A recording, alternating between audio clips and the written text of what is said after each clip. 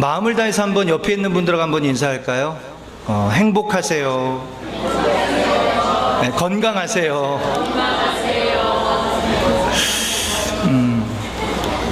오늘 이 본문의 말씀을 가지고 다른 삶이라고 제목을 정했습니다. 한번 따라해 볼까요? 다른 삶. 네, 다른 삶.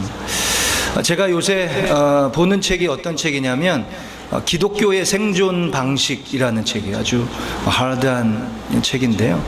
거기에서 요점이 뭐냐면 현대 신자들의 삶이 예수 그리스도를 만나고 구원을 받고 하루하루를 믿음으로 이겨내는 삶이 바로 교회의 존재 목적이며 신자의 존재 목적이다 라고 얘기하고 있어요. 여러분의 하루하루의 삶이 믿음의 삶, 주의 뜻을 이루는 삶, 또 하나님께서 원하시는 복된 삶으로 또 나아가는 저와 여러분 되시기를 축원합니다. 지난주부터 시작해서 이 다윗에 우리가 주목하고 있습니다. 아무도 다윗을 주목하지 않았어요. 사람들도, 아버지도, 형들도 아무도 주목받지 못하는 삶을 살았습니다. 그러나 하나님은 처음부터 끝까지 다윗을 주목하고 계셨고 그를 이스라엘의 2대 왕으로 삼을 것을 계획하셨고 그의 종 사무엘을 통해서 다윗에게 기름 부음을 붓게 하셨습니다. 아무도 나에게 큰 기대를 하지 않을지라도 하나님은 오늘도 저와 여러분을 통해 기대하고 계시는 줄 믿으시기 바랍니다. 그 기대에 받는 삶이 얼마나 기쁘고 감격스러운지 오늘 본문은 우리들에게 보여주고 있습니다. 그래서 순간순간 하나님께서 주목하고 계신다는 확신을 가지고 우리가 나아가야 합니다. 오늘 본문은 사울이라고 하는 한 인생 그리고 다윗이라고 하는 한 인생의 삶을 대조시키면서 우리들에게 권면하고 무엇을 선택할 것인가에 대해서 촉구하고 계시는 말씀입니다. 다른 삶. 첫째로 우리가 살펴보기 원하는 것은 여호와의 신이 떠나간 사울의 삶입니다. 여호와의 신이 떠나간 사울의 삶. 하나님께 은총을 받았던 사울, 이가 처음부터 하나님의 신이 떠나간 사람은 아니었어요. 겸손함으로 누구보다 자기의 자금과 연약함을 알았던 사람이었어요. 가장 작은 지파 속에 가장 주목받지 못하던 사울을 하나님이 찾으셔서 그를 왕을 세우려 하실 때 이 사울은 겸손했습니다. 나같이 작은 자가 어찌 왕이 될 수 있겠습니까? 나는 할 수 없습니다. 하나님께서 그 겸손함을 높이 보셨고 이 사울을 하나님께서 왕을 세우시며 가는 곳마다 승전보가 울리도록 하셨습니다. 그런데 시간이 흐르면서 자기도 모르게 조금씩 자기가 왕이다 보니까 모든 권한을 다 가지고 있다 보니까 교만하게 됩니다. 하나님이 허락하신 승리가 자기의 힘과 능력으로 이루었던 승리라고 말하며 자기 이름을 내는 기념비를 세우는 어리석은 모습을 보게 됩니다. 전투를 앞에 놓고 백성들이 불안해하고 또 두려워하는 모습 속에서 이 블레셋 군대가 7일 동안에 이미 전투를 끝내고 수많은 군대가 그 앞에 있자 이스라엘 군사들이 두려워하여 하나 둘씩 도망갑니다. 그럼에도 불구하고 사울은 담대했어야 했어요. 하나님을 믿어야 됐고 이제 7일 뒤면 사무엘이 와서 예배를 하고 함께 출정식을 이루며 하나님이 주신 승리를 이루러 나아가면 되었어요. 그런데 이 사울은 그 7일을 기다리지 못합니다. 자기가 제사장 노릇을 하며 하나님 앞에 제사를 드리고 전쟁으로 나아갑니다. 한 걸음 더 나아가 이 아말렉 족속들과 전투를 하러 싸움으로 나아갈 때 하나님이 그에게 말씀하십니다. 명령하십니다. 내가 너에게 승리를 줄 터인데 승리를 이룰 때 모든 것들을 다 진멸하라고 말씀하십니다. 하나님은 사울에게 아말렉 족속과의 전투에서 승리를 주십니다. 그런데 사울은 모든 족속과 모든 것들을 진멸하지 않습니다. 아말렉 족속의 왕 아가왕을 죽이지 않고 데려오고 또 살진 소와 양과 염소를 데리고 옵니다. 왜 그랬을까요? 사람들에게 인기받기 위함이었습니다. 그는 하나님의 말씀을 순종하는 것보다, 하나님의 말씀을 듣는 것보다 사람들의 인기 가운데 취해 있었고, 사람들에게 인정받는 것을 하나님의 말씀 순종하는 것보다 더 귀하게 여겼던 것입니다. 그의 마음이 떠나자 하나님은 그의 중심 가운데 떠나십니다. 본문 14절을 보면 여호와의 신이 사울에게서 떠나고 여호와의 부리신 악신이 그를 번뇌케 한지라. 거룩한 영과는 대조되는 악신이라고 말하고 있습니다. 그 악신이 사울을 지배했다고 말하고 있습니다. 여러분, 여기에서 이 순차적인 모습을 주목해야 합니다. 먼저 악신이 오고 여호와의 신이 떠난 것이 아니에요. 그가 교만해지고 하나님의 말씀에 불순종하며 하나님 마음에 두기를 싫어하고 하나님과 동행하기를 싫어하자 여호와의 신이 먼저 그와 떠나갑니다. 그리고 나서 그에게 악신이 들어오는 모습을 보여주고 있어요. 카일 델리치 이 주석을 보면 이렇게 말하고 있어요. 악한 영은 단순하게 우울증, 순간순간 지나가는 발작이 아니라 그를 사로잡고 그의 마음의 평안이 떠나갈 뿐 아니라 영혼에 좋지 않은 강력한 두려움을 불어넣는 것이다 라고 말하고 있어요. 결국 이 악신이 들어올 때 사울에게 주어진 것은 두려움이 그를 사로잡았다는 거예요. 여호와의 영이, 여호와의 신이 떠났다는 것은 더 이상 하나님과 동행하지 않았다는 거예요. 하나님이 그를 떠났던 이유는 그가 하나님 마음에 두기를 싫어했던 결과라고 말하고 있는 것입니다. 잠언 3장 3절 4절을 보면 인자와 진리가 내게서 떠나지 말게 하라. 그것을 내 목에 매라. 내 마음판에 새기라. 그리하면 내가 하나님과 사람 앞에서 은총과 귀중히 여김을 받으리라. 이 사울은 하나님을 사모했고 하나님을 사랑했고 겸손했고 하나님을 두려워하며 하나님과 동행하며 그 말씀에 순종했어요. 그랬을 때는 하나님께서 이 사울에게 영광을 베풀게 하셨고 놀라운 은혜를 베풀어 주셨습니다. 그러나 시간이 지나자 사울은 겸손이 아닌 교만으로, 순종이 아닌 불순종으로 나아갔고 결국 하나님께 은총과 귀중히 여김을 받는 일에 실패했던 것입니다. 본문 15절을 보면 그 결과가 사람들, 신하들조차도 알 수 있을 정도가 되었다고 말하고 있어요. 사울의 신하들이 그에게 이르되 보소서 하나님의 부리신 악신이 왕을 번뇌케 하온즉. 얼마나 비참한 삶입니까? 하나님께 영광을 돌리고 하나님과 동행하며 하나님께 놀라운 능력을 행했던 이 사울이 신하들이 볼 정도도 초라하게 되었다는 모습으로 전락하게 되었다는 것입니다. 신하들조차도 악신이 들어와 그를 번뇌하게 했다는 것을 알았던 것입니다. 이 번뇌란 뜻은 두렵게 하다라는 정신적인 고통을 동반한 것을 말하고 있는 것입니다. 하나님께서 부리시는 악신이 들어왔다. 주의 영이 떠나간 결과 사울의 마음의 평안함이 사라져버린 것입니다.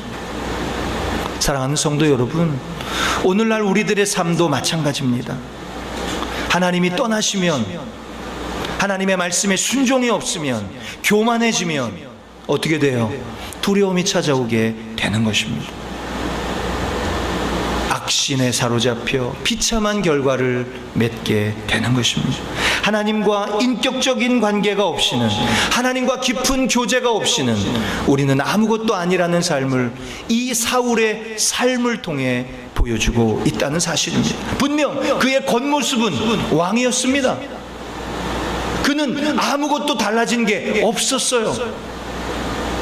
외적으로 볼 때는 여전히 왕이고 여전히 통치하고 여전히 그의 삶의 방식대로 살아갔어요. 여기에 또 다른 하나님의 긍휼과 은혜가 있다는 사실이에요. 왜요? 하나님은 기다려주신 거예요. 그가 회개하고 돌아오기를, 겸손하게 돌아오기를, 말씀에 순종하기를, 여호와와 동행하기를 기다렸던 것입니다. 그러나 그는 하나님을 예배했고 하나님을 찬양했고 하나님을 두려워하며 떨림으로 나아갔던 그 모습을 다 잃어버렸어요. 결국 하나님께 예배했지만 예배의 기쁨이 사라져버리고 그 안에 마음의 평안함이 떠나갔다는 사실입니다. 빌립보서 2장 12절을 보면 그러므로 나의 사랑하는 자들아 너희가 나 있을 때뿐 아니라 더욱 지금 나 없을 때에도 항상 복종하여 두렵고 떨림으로 너희 구원을 이루라. 여러분, 예수님을 믿는 사람은 죄와 마귀와 세상의 모든 저주와 영원한 죽음으로부터 구원을 받는 줄 믿으시기 바랍니다. 그러나 그 구원은 이루어가야 한다고 말씀하고 있어요. 성장과 완성을 통해 자라가는 것입니다. 예수를 믿으면 구원 받죠. 이것은 변하지 않습니다. 그 구원이 진짜라면 어떻게 해야 되는 거예요? 삶 속에 성화의 모습으로 예수님의 그 사랑 앞에 하나님의 말씀에 순종하며 주님과의 깊은 교제의 삶을 살아가야 하는 것입니다. 주님 없는, 주님의 교제 없는 종교인의 모습을 이 사울의 삶을 통해 우리에게 보여주며 혹시라도 우리가 그러한 삶은 아닌가? 예배는 드리지만 예배의 기쁨이 없고 기도는 하지만 기도의 응답이 없으며 말씀은 듣지만 그 말씀이 귀에 들리지 않는 사울과 같은 삶은 아닌지요? 오늘 이 말씀을 통해 이 사울과 같은 삶이 되지 않기를 예수님의 이름으로 축원합니다. 한 걸음 더 나아가 여호와께서 함께하는 다윗의 삶을 보여주고 있습니다. 신하들이 이 사울의 병을 치료하기 위해 수금을 잘 타는 사람을 찾자고 말합니다. 초기 고고학적 기록을 보면요, 이 음악이 정신병을 고치고 분노를 풀어준다고 믿었어요. 하나님은 이미 이 사울과 다윗의 연결고리를 이렇게 이끌어 가십니다. 지금 신하들이 다윗을 추천하고 있어요. 이 신하들은 다윗을 이렇게 평가하고 있습니다. 본문 18절을 보면 소년 중 한 사람이 대답하여 가로되 내가 베들레헴 사람 이새의 아들을 본즉 탈 줄을 알고 호기와 무용과 구변이 있는 준수한 자라 여호와께서 그와 함께 계시더이다. 오늘 다윗의 삶을 보여주고 있어요. 그 삶은 어떤 삶이에요? 여호와께서 함께 하시는 삶이에요. 오늘 이 여호와께서 함께하는 다윗의 모습을 이렇게 평가하고 있습니다. 수금을 탈 줄을 알고, 이 다윗의 예술적인 기질을 말하고 있는 것입니다. 다윗은 수많은 시를 지을 정도의 아주 감성이 풍부했던 사람이었어요. 이 시들을 악기에 맞추어 하나님을 찬양하는 자였어요. 또 호기와 무용과 구변이 있다라고 말하고 있어요. 이 호기란 것은 용기가 있는 사람이란 뜻입니다. A mighty valiant man이란 뜻이에요. 그 어떠한 것에도 두려움이 없는 사람이란 뜻이에요. 한 걸음 더 나아가 무용이 있다라는 뜻은 A man of war예요. 전쟁의 용사고 전사였다는 뜻입니다. 다윗은 그의 감성이 하나님을 찬양하며 또 수금을 타며 노래하는 이 풍부한 감성이 있었던 사람일 뿐 아니라 그 어떤 것에도 두려워하지 않고 전쟁에 나갈 수 있는 용사였다는 것을 말씀하고 있어요. 한 걸음 더 나아가 구변이 있었습니다. 이 말은 위로부터 내려주시는 지혜로 말미암아 분별력 있는 삶을 살아갔다는 거예요. 무엇이 올바른 것이고 무엇이 올바르지 않은 것인지를 하나님의 지혜로 분별할 수 있었던 사람이었어요. 중요한 것은 다윗이 준수한 사람이었다고 말하고 있습니다. 이 준수라는 것은 히브리어에서 특별한 의미를 가집니다. 단순하게 잘생겼다라는 뜻이 아니에요. 출애굽기 2장 2절에 보면요, 그 여자가 잉태하여 아들을 낳아 그 준수함을 보고 그를 석 달을 숨겼더니, 모세의 이야기를 하면서 그가 준수한 자여서 석 달을 숨겼다고 말하고 있어요. 이 준수라는 뜻은 미남이었다, 잘생겼다라는 뜻이 아니라 하나님 보시기에 아름다웠다라는 뜻입니다. 하나님이 보실 때 그를 향한 빛이 있었다는 뜻을 보여주고 있다는 것입니다. 다윗은 인간적인 매력이 있었을 뿐 아니라 하나님 보시기에도 그 중심이 아름다움의 모습이 있었던 거예요. 사랑하는 성도 여러분, 오늘 여호와 보시기에 여호와께서 동행하시고 함께 하셨던 이 다윗, 하나님 보실 때 아름다웠던 이 다윗, 사람들에게도 이렇게 아름다운 평가를 받았던 다윗의 삶이 저와 여러분의 삶이 되시기를 예수님의 이름으로 축원합니다. 오늘 이 본문에서는 그 두 가지를 대조하며 말씀하고 있는 것이에요.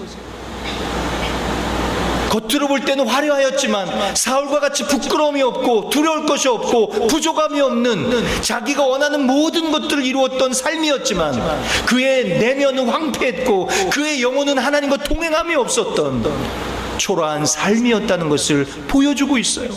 다윗을 보세요. 그는 초라한 목동입니다. 아무도 주목하지 않는 삶이에요. 그러나 하나님이 주목하고 계셨고 주께서 동행하셨고 그 말씀에 순종함이 있었으며 사람들에게 인정함을 받았던 사람이었다고 말하고 있어요. 이 두 가지의 다른 삶을 보면서 하나님은 오늘 우리들에게 요구하고 계시는 거예요. 우리는 어떠한 삶을 원하는가 말씀하고 있는 거예요. 여러분, 이 칭찬을 자기가 자기 입으로 말하는 것이 아니에요. 나는요 용사입니다. 나는요 두려움이 없습니다. 나는요 시도 잘 짓고 음악도 잘 탑니다. 나는요 하나님 보시기에 아름다운 사람입니다. 자기가 자기를 칭찬하고 있지 않아요. 지금 사울의 신하들이 사람을 추천하는데 그 사람이 누구냐 하면 다윗이에요.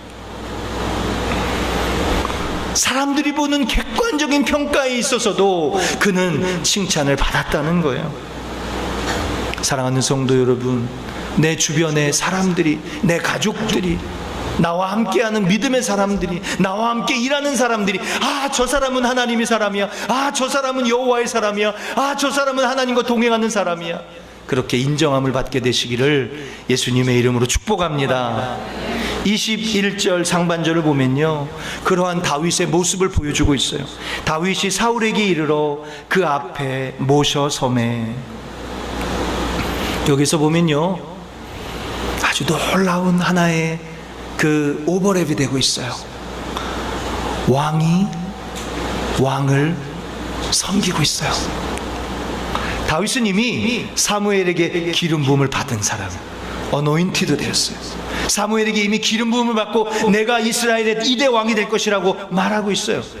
한 걸음 더 나아가 지금 이스라엘의 초대 왕이 누구예요? 사울입니다. 지금 두 왕이 한 자리에 있어요. 그런데 다윗이 누구를 섬기고 있어요? 누구를 모셔 섬기고 있어요? 사울을 모셔 섬기고 있다고 말하고 있어요. 자신의 뒤를 이을 왕이 자리하고 있었지만 사울은 그 앞에 있는 다윗을 알아보지 못해요. 다윗 또한 자신의 기름 부음 받음에 대해서 말하지 않습니다. 단지 자기에게 주어진 일에 성실함으로 사울을 모셔 섰다고 말하고 있어요. 이 모셔 섰다라는 뜻은 분부를 받기 위해 가까이서 기다리고 있다라는 뜻이에요. 자기에게 주어진 일에 성실함으로 나아가는 이 다윗의 모습을 보여주고 있습니다. 다윗이 기름 부음 받은 사람이기 때문에 겉으로는 사울을 모셔서지만 이러한 마음을 가질 수 있잖아요. 내가 왕이야, 내가 이 궁 안에 있어야 되는데 당신 이제 끝이야, 이런 마음을 가질 수 있잖아요. 그러나 다윗은 그렇게 하지 않았다는 거예요. 마음을 다해 사울을 잘 섬기는 모습을 보게 됩니다. 대충 적당히 그렇게 일을 하는 자에게 보여지지 않는 모습을 오늘 우리에게 말씀하고 계시죠. 건축회사에 다니던 한 사람, 이제 퇴직을 앞두고 있었어요. 사장으로부터 불림을 받고 특별하게 지시를 받습니다.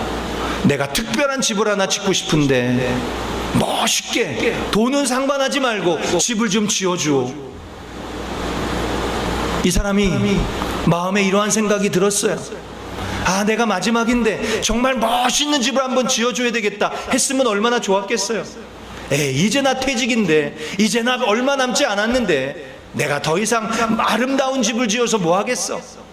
대충 적당히 짓지 뭐, 대충 겨우겨우 준공할 수 있는 집을 짓지 뭐. 그래서 시간 때우다가 허송세월 보내다가 대충 적당하게 집을 지었어요. 그리고 사장에게 보고하러 들어갑니다. 사장님, 집을 다 지었습니다. 당신이 말했던 집을 지었습니다. 그랬더니 이 사장님이 그 사원에게 말합니다. 그 집은 당신 것입니다. 당신이 열심히 일해 주었기에 내가 당신에게 주는 퇴직의 선물입니다. 그 사람은 땅을 치고 후회했습니다. 내가 왜 이러한 집을 지었을까? 돈도 아끼지 말라고, 자재도 아끼지 말라고, 최선을 다해 마지막으로 지으라고 한 이 집을 내가 왜 이렇게 적당히 지었을까? 회개를 했다고 합니다. 사랑하는 성도 여러분, 성실에는 마침표가 없다라고 말하고 있어요. 한번 따라해 볼까요? 성실에는 마침표가 없습니다.